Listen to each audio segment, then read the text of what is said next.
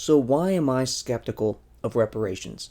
And why am I only sympathetic toward a relatively small reparations payout? 1. Part of the disparity we see today between blacks and whites is a result of black behavior. 2. The ideal form of reparation is the actual perpetrator paying the actual victim. That isn't possible here. 3. The consequences of slavery for a modern descendant of slaves may actually be positive compared to living in poor and dysfunctional Africa. 4. Americans didn't invent slavery, nor did they enslave free peoples. Americans took part in an institution that was accepted around the world and throughout time. Then, after a few hundred years, Americans ended it. 5. Some reparations are arguably already paid through programs targeted based on race. 6.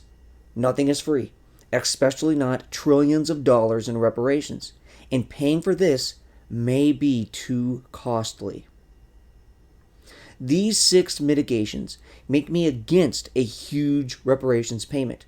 A larger payment is usually based on a few different ideas: the size of the current black-white wealth gap, the interest or inflation-adjusted value of 40 acres and a mule, or the interest or inflation-adjusted pay slaves should have received.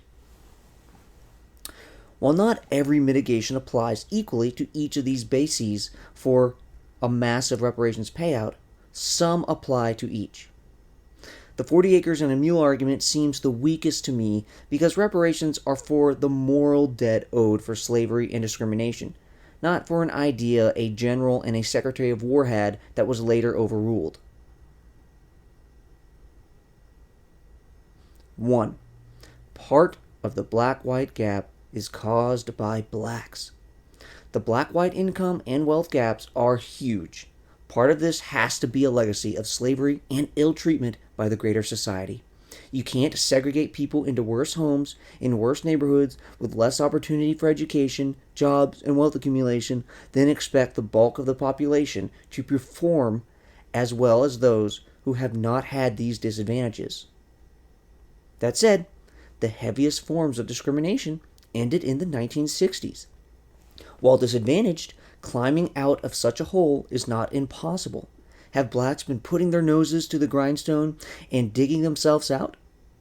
If we look at black behavior from the 1960s through today and see behaviors that clearly damage their ability to attain economic success, then we can't blame the entire economic gap on racism and discrimination. The following discusses large and problematic segments of blacks, but not all black people.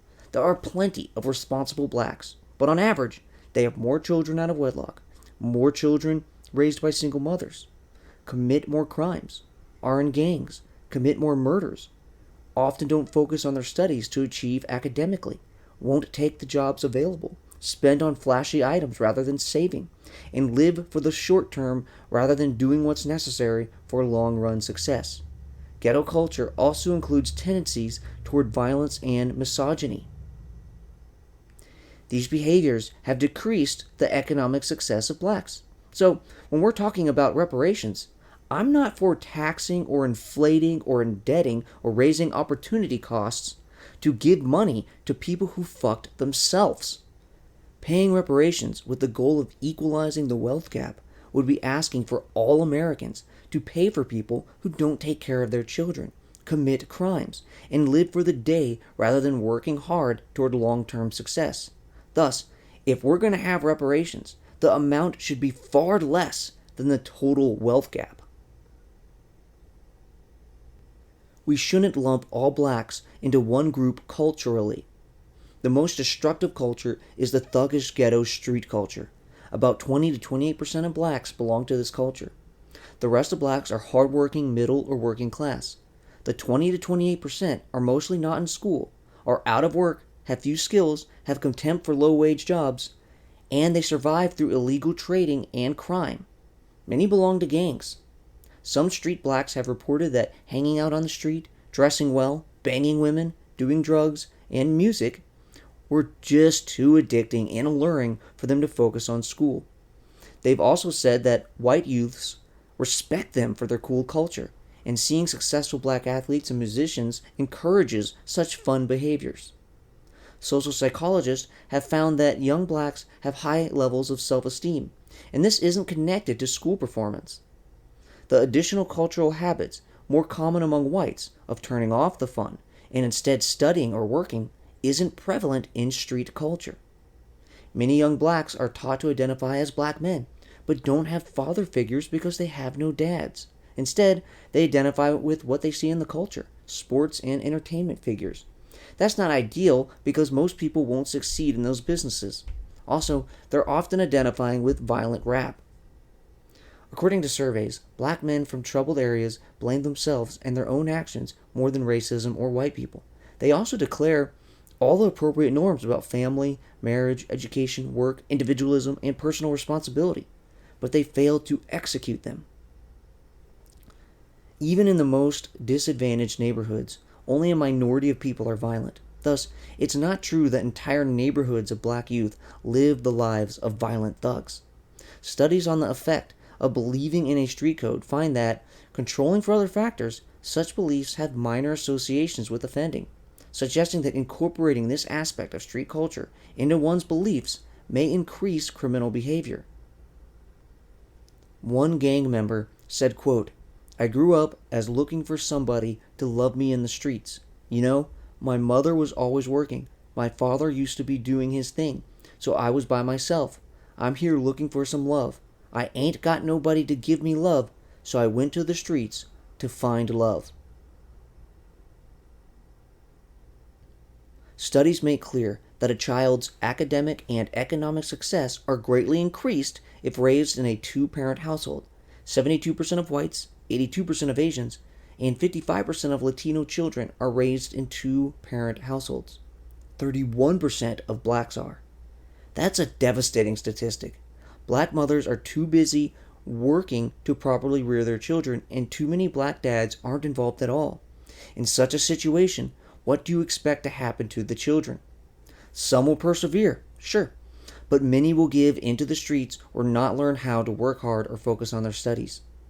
Blacks have had a high rate of illegitimate children for a long time, going back to freed slaves in the mid-1800s, but the rates exploded in the 1900s. Some claim this explosion happened in the 1960s, but it probably happened earlier. The percentage of births to unmarried women increased in the 60s, but this number includes a reduction in the married couple's birth rate. If we look at just the single women birth rate, that rate increased more during the 40s and 50s than the 60s. Some blame welfare programs for incentivizing such behavior, but studies interviewing people on the ground and the dates of welfare expansions compared to unmarried birth rate increases don't line up. So we can't simply blame welfare incentives. I talk about this more in another piece. Ethnographic studies reveal cultural changes in black communities that were happening around the country in the 1900s, involving a more relaxed attitude about sex. These coincided with the availability of birth control. So, rather than being expected to marry an impregnated woman, men could say it was her fault for not using proper birth control. The social pressure to go and raise these children was decreased. However, illegitimate births didn't explode in other races to the same extent. So, it can't just be changes in countrywide cultural mores that caused out-of-wedlock births. It's hard to say why blacks responded so poorly, but it is likely some combination of culture and poor neighborhood conditions that facilitated this and other bad behaviors. Many black women are in a shitty situation. Most men around them are unemployed and are likely to remain so, or even worse, killed or imprisoned. So, women don't have many options for good fathers and husbands.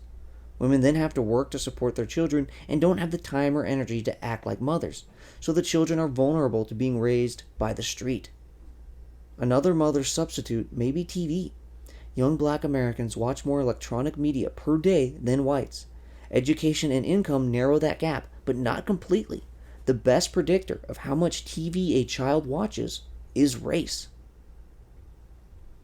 There have been a lot of attempts at welfare programs, yet people are often unable to use this to advance themselves.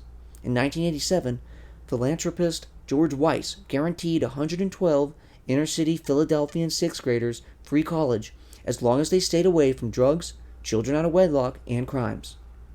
His help included tutors, workshops, after-school and summer programs, and counselors. Unfortunately, 45 of the kids didn't finish high school. Among the boys, 19 became felons, and over half of the girls had children. Both of these outcomes happened before adulthood. If even when offered good help, such a low percentage of children succeed, isn't this because there's something wrong with the culture? One claim of a mechanism in which black culture inhibits educational and therefore economic advancement is through young black men perceiving those that study hard or succeed academically as acting white, and therefore make fun of or shun those who do such things as not part of the black in-group. This would discourage good school performance, and some blacks would then miss out on the career advantages this gives. The acting white theory probably isn't true, or has a much weaker impact than proponents claim. There are, of course, anecdotes of such a thing happening.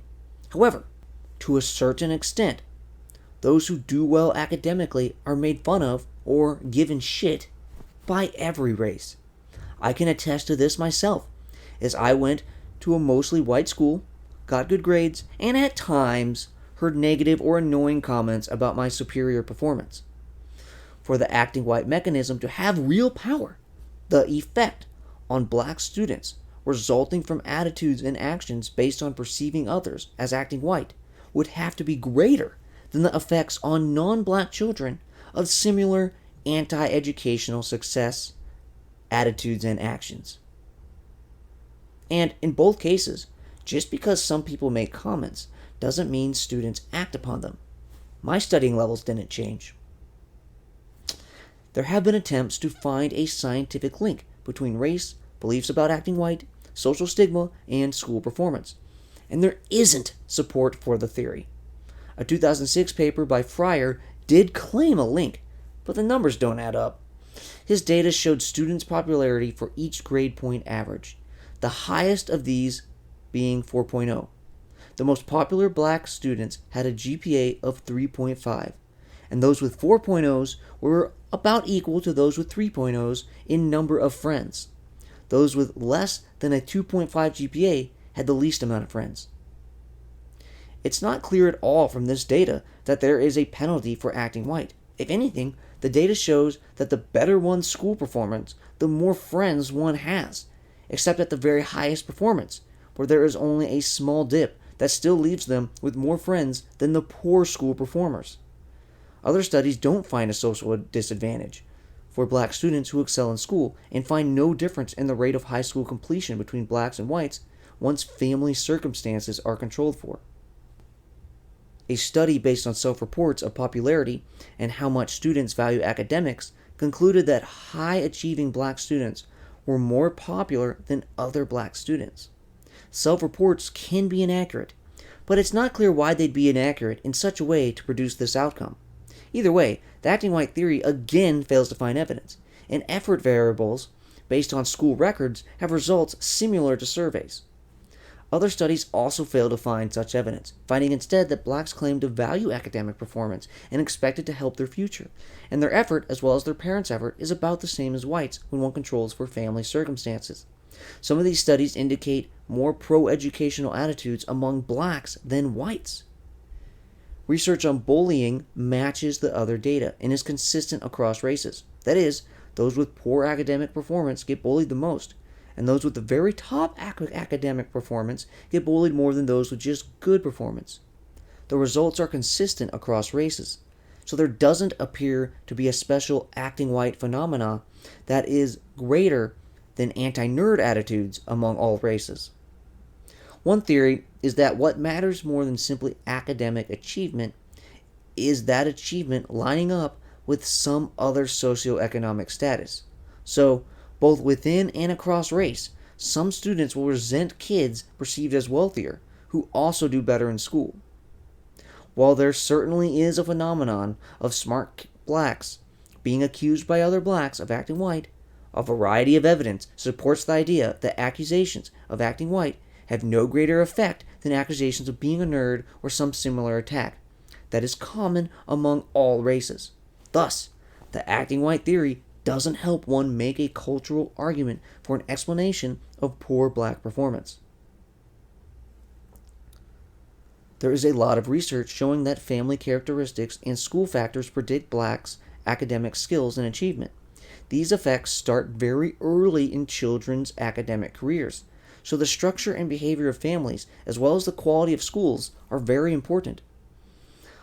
Another cultural theory for black struggles with education is that black parents and children don't develop as many school-related skills and habits because they are isolated from the rest of society where they could learn such skills and habits.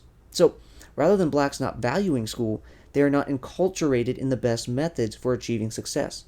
This would mean whites not wanting to marry blacks and residential segregation are more the cause of educational culture than a rejection of education. There is empirical evidence finding that black exposure to whites increases school success, and isolation decreases it, implying that blacks can learn the cultural habits and attitudes if they are not isolated.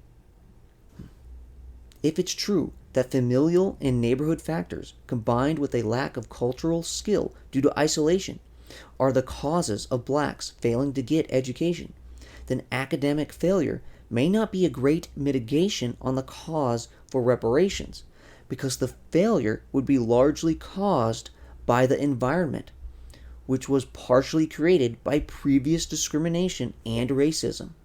That said, street culture, violence, teen pregnancy, and single motherhood certainly don't help a child's education, and we can't blame all of that on white people. The black unemployment rate has been double that of whites for decades. Only once has the black unemployment rate fallen below 8%, and in only 4 years has the white unemployment rate been at or above 8%. Research on black men finds them saying they won't take jobs even when they are available, some claiming the reason being they don't want to get up too early. Other research finds black men saying they'll take whatever job they can, but they also say wages aren't high enough to take specific jobs, or quit jobs once they start them when problems begin. Often street blacks won't take the available jobs, and immigrants take them instead. The cause here isn't necessarily laziness, but could be a lack of norms for men to have jobs with regular hours. Another issue is that black men often have an out to gain money without entering the traditional labor market, the illegal drug trade. Unfortunately, this negative culture feeds in on itself. You have kids being raised in a community where adult men often don't have regular jobs, where making money from illegal activities is common, where everyone expects opportunity to be limited, so there are not the expectations of people to hold normal jobs. Women grow up surrounded by men with unstable jobs and who expect sex without responsibility for the children. Women are then more likely to be single mothers, which increases the difficulty of instilling in the children good attitudes and behaviors towards work and education. This new generation, being raised only by a mother, and where many adults are single mothers or unemployed men, then don't have the role models to model their lives after, continuing the cycle. I do question whether rejecting certain jobs is a special black problem or an American problem, a problem for those whose parents are not immigrants. Those of us whose families have been in the country for more than a generation expect a certain quality of a job, conditions not too hard, good pay, and to like the job. Whites have the opportunities to meet such expectations. Many blacks don't. So it may be unfair to single out blacks for these attitudes when often the job opportunities they have are for shittier jobs. If whites felt that they had no hope of ever having a decent job, they might be more likely to decline jobs as well. Saving, not spending, is a key to wealth. You can find several black financial advisors, ideologues, or motivational speakers of some kind acknowledging that blacks have problems overspending and encouraging their fellows to resist the call of shopping on frivolous things and to instead save. According to Boyce Watkins, the white-black wealth gap could be closed by blacks saving $5 a day for 20 years. I don't think this quite adds up. It seems to me that it'd be more like $16.50 a day or $6,022.50 a year. Either way, the point is, if blacks up their savings rates while whites keep their savings the same, that alone would reduce or eliminate the black-white wealth gap. Doing this may be harder than it seems, but the point is, saving habits matter. Blacks tend to be more ignorant about financial literacy than whites, and about making basic spending choices. In some areas, black parents are busy trying to survive. They teach their kids how to survive, which isn't what white parents teach. White parents teach financial literacy. If some aspects of some blacks' cultures are worse for economic development, where did such cultures come from? Economist Thomas Sowell has written a book about culture, including black culture. He says that what we think of as ghetto black culture today actually came from the Scottish Highlands, then moved to the American South before blacks took it from southern whites, and the culture moved with blacks to northern segregated communities. British Highlanders and southern whites have mostly been acculturated away from this culture, but it has stuck with blacks. The Highlands used to be a violent place where people couldn't expect to live long. In such an environment, it's advantageous to take joys where you have them and worry less about long-term planning. Here, one's reputation is what gave you status and protected you from attacks, so people had to be willing to violently respond to slights to maintain their reputation. Success and status were also shown by gaudy displays, and there were not economic opportunities for long-term work. Attitudes were more focused on short-term fun and only working when money was needed. Whites moving to the American South brought this culture with them. There are many foreign and northern accounts of how hard it was to work with southern businessmen because they'd get distracted and not put much of their efforts into their work. Many of the successful southern businesses were run by foreigners or northerners. Southern farmers and ranchers often did just enough to keep them alive, rather than the northern habit of maximizing what they could produce. For example, the South had a lot of cattle, but little dairy. They didn't put in the work to produce dairy. Southern dairy production was usually managed by foreigners. This attitude wasn't simply laziness. People in this culture liked being active, but the activities they used their energies on were hunting, dancing, and fighting. It takes a certain attitude to actually do menial work. Southerners spent a lot of money and were often in debt. They wouldn't do additional tasks to make more money, and would rather pay someone to do additional work. This culture involves less reading, more openly sexual talk, women dressed more revealingly, rape not being as severely punished, and more sex overall. Even church styles and language were taken from the Highland culture. A lot of ways of speech that we think of as black are descendant from the Highlands. The modern world requires focused attention on gaining skills and the ability to work scheduled hours. This culture surviving in black communities is a large explanation for their failed economic outcomes after the 1960s, when formal barriers to opportunity were torn down. That's what Sowell says anyways. He doesn't do a good job explaining why this culture survived in black communities, but not the white South or the Scottish Highlands. He discusses the downsides to identity politics and too great a focus on political leaders, but that doesn't seem like it really explains the continuation of this culture. He blames family disintegration on the welfare state, but the dates and ethnographic studies don't seem to support that. He says the softening of police enforcement, a loosening of social morals, and the welfare state all affected blacks poorly and have helped maintain that culture. Do some communities suffer from ghetto culture because they were unable to escape the tendencies of Scottish Highlanders?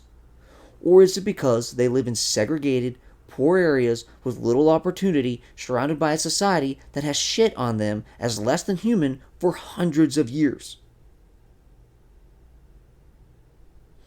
In his study of blacks in Philadelphia, the scholar W.E.B. Du Bois demonstrated in 1899 that ghetto culture began before the 20th century.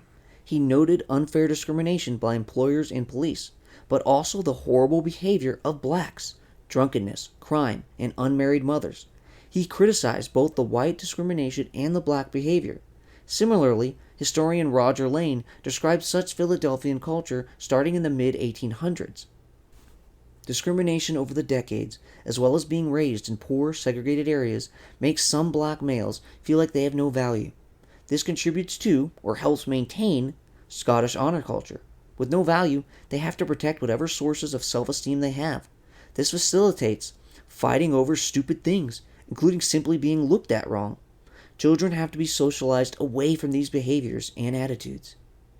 It doesn't completely make sense to pigeonhole these problems as black. People of other races, including white, also show similar behaviors and attitudes, and some whites are also disconnected from society. Some poor white women have children out of wedlock and show the same desperate attitudes of black women in similar situations. Statistics for crime, unemployment, and disconnected populations tend to go up and down together for whites and blacks, although the numbers for blacks are consistently higher. Further doubt on the black culture argument is created when one considers labor/economic factors that seem to affect blacks and whites similarly. Blacks were hit particularly hard by globalization, but whites were hit too. And in white communities hit hard, we see increases in out-of-wedlock birth, alcoholism, drug overdose, and suicide. Does it make sense to create a cultural explanation for this, or just the straightforward results of a lack of economic opportunities and success? To the extent that you see poor attitudes, some of that may be caused by poor options in the first place. If I have no real option for education or a high-paying job, I may have a poor attitude toward work. Does current black ghetto culture have more to do with Scottish Highlanders from hundreds of years ago, or growing up in a poor, crime-riddled neighborhood? If we want to hang our hats on culture, we can't ignore what created cultures, and that it isn't so easy to just throw off a culture, especially when the effects of culturally driven behaviors and attitudes may have already greatly affected someone's life before he even reaches adulthood. A weakness of blaming culture is that culture doesn't come out of nowhere. While maybe some aspect of ghetto and black culture came from the British Highlands, certainly some of it also came from hundreds of years of slavery, followed by 100 years of heavy official discrimination, followed by growing up in poor areas with a lack of resources and opportunity. Whether this created a poor culture or continued the Highland culture doesn't really matter. To the extent that the bad culture itself was created or continued by the results of heavy discrimination, culture isn't an explanation separate from discrimination. Exposure to neighborhood violence and lead is associated with black boys' incarceration as adults and is associated with lower income relative to parents and poor black girls becoming teenage mothers. Inner city poor lack human capital and are segregated from the labor market. Over time, demand for manual labor is declining. Their social environment reinforces their economic detachment. Segregation makes the inner city poor physically further away from employment opportunities. There are few new businesses generated in inner city communities. Segregation matters. Ghettos are environmentally and chemically toxic, with pollutants that may affect children's development and cause them to be more violent and criminal. Overcrowding causes social problems. Segregation excludes blacks from the cultural knowledge and capital of mainstream middle class, as well as social networks that could facilitate mobility. Once in violence-filled ghettos, police see blacks in the community as the enemy and have trouble avoiding racial profiling. Neighborhood effects on psychology and economic success have been demonstrated in economic studies. Bad neighborhood factors, including punitive policing, lower social cohesion, and less collective efficacy, are related to worse developmental outcomes. Controlling for other factors, both self-perceived racism and institutional racial discrimination like segregation and redlining are associated with worse health status among ethnic group members, including mental health. Income isn't everything. Even for people of the same income level, on average, children in counties with less concentrated poverty, less income inequality, better schools, a larger share of two-parent families, and lower crime rates have better outcomes. boys are especially affected by heavily segregated areas. Black economics improve during stretches of good economic times, then gets hit hard during recessions. So, it appears that blacks can claw out of poverty, but the downswings of the economy knock them back down. In good economic times, even less advantaged workers are in demand. Studies have shown that young black men are less likely to be offered jobs than white men with equivalent resumes, and even young white men with criminal records have an equal or better chance of being hired than young black men with no record. This supports that blacks are disadvantaged, and why they require good economic times for the demand of labor to reach parts of their population. Grocery stores are often not located in black neighborhoods. Residents have to travel farther to get fresh, healthy food. They often don't have cars, and more traveling cuts into their budgets. A study found that living in a severely disadvantaged neighborhood reduced a child's verbal ability by an amount equal to a year or more of schooling. Also, when society forced blacks together, we should have expected their dialects to hold more because they aren't integrated. It's not clear how much black culture really does devalue things that lead to economic success. A variety of stats and studies find that when socio-demographics are controlled for, blacks and whites have similar attitudes and behaviors. So, it could be a lack of wealth and living in bad neighborhoods that causes the bad attitudes and behaviors rather than culture being an independent cause. Studies find that when a student has similar academic achievement and family background, blacks are more likely to attend college than whites. Studies find that whites' better educational attainment and college attendance disappear when parental income, education, geographical location, background inequalities, or socio-demographic status are controlled for. Blacks and whites who both received parental financial support for higher education resulted in about 2/3 of them gaining a college degree, and just over a quarter gaining a graduate degree. Thus, receiving parental financial help creates no racial gap in higher education. Multiple researchers have found that blacks gain more schooling than whites whose families have roughly equal resources. According to some studies, the black-white savings rate gap goes away when income is controlled for. The two races also have about the same rate of return. At comparable levels of income, whites have been found to spend 1.3 times more than blacks. After controlling for socioeconomics and demographics, a study found no significant difference between black and white family unsecured debt. Controlling for household income, parent education, and parent occupational status, blacks get more years of schooling and gain more credentials than whites. A potentially misleading issue with these stats and studies is that, sure, once controlling for socio-demographics, blacks seem to have good cultural attitudes. But a reason many blacks may have low wealth, income, employment, and education is because of poor culture. So, we can't just look at the cultures of those blacks that are succeeding and then claim that this means the reason other blacks are poor is not because of culture, because their socioeconomic differences may be caused by cultural differences in the first place. Black parents with less resources are more inclined to financially help their adult children's educations than whites who also have low resources. The median black wealth of parents who help their child's adult education is $25,000. That for white parents is $168,000. And the median white wealth of those who did not help their adult children's education was $74,000. Many accounts find that inheritance, bequest, and still living transfers make up more of the black-white wealth gap than any other indicator. This has been used to argue that the source of the wealth gap is structural, not behavioral. Because a reason white parents have so much more to give than black parents is due to historical discrimination. During life transfers allow young adults to buy wealth-generating assets and skills, like a home, business, or education.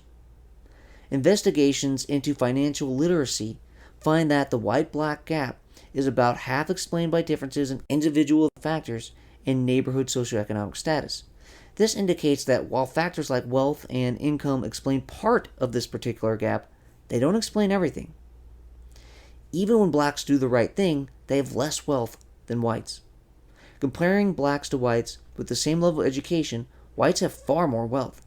Comparing whites and blacks who have the same level of income, again, whites have far more wealth. Comparing based on employment status, whites still have far more wealth. Raising children in two-parent homes is important, but even single white women with no children have more wealth than single black women with no children, and married black women have far less wealth than married white women. Single white women have more wealth than black white men, and a lack of wealth may facilitate a breakdown in the family. White households with a single parent have more than double the net worth of two-parent black households.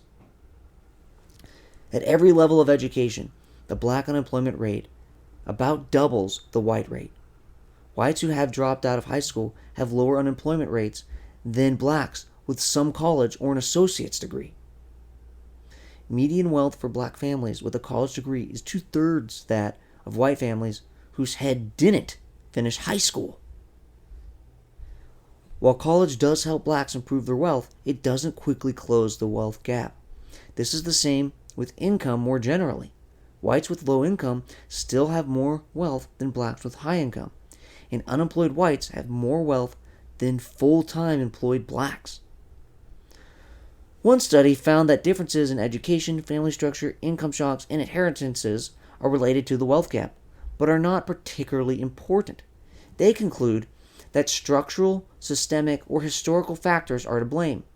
College choice, major choice, the need to borrow more to attend college, employment, and employment advancement options differ by race and could affect the wealth gap.